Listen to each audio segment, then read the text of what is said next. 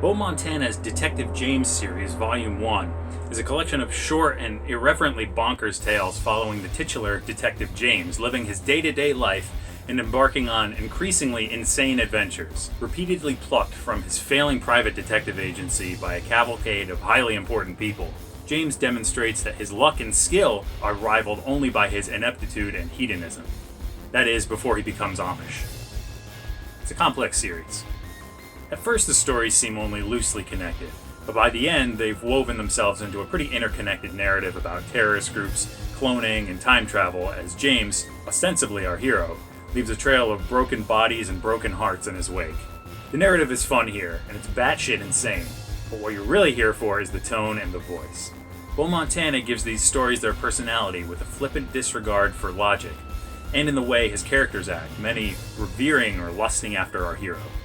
It's a fun send-up of classic spy noir stories, turned up to 11, or maybe 17 or 18, with a heavy dose of self-awareness as added as well. Up front, most of the characters are presented as archetypes, but they're played so fast and loose in the internal logic of the stories that I had a bit of trouble getting a feel for some of them and what the stakes were. That said, by the end of the final story, I had a pretty good idea of what everyone's deal was. I may have been trying to overthink things instead of just riding along with Montana, as he presents us with characters such as Officer Ellis Shitberg Maxwell and Captain Corporal. Painting this one in broad strokes doesn't do it justice. There's a great deal of irreverent and cynical charm in the writing, with comical glossing over of certain intriguing elements, while great attention is paid to set pieces and minor character beats. I like the way that almost all the firearms were referred to specifically by their proper names. Stuff like that gives the whole thing a great tongue-in-cheek feel. I especially got a kick out of how the same thing was done with automobiles. But the cars in this story weren't BMWs or Aston Martins. They were Kias and Hyundais.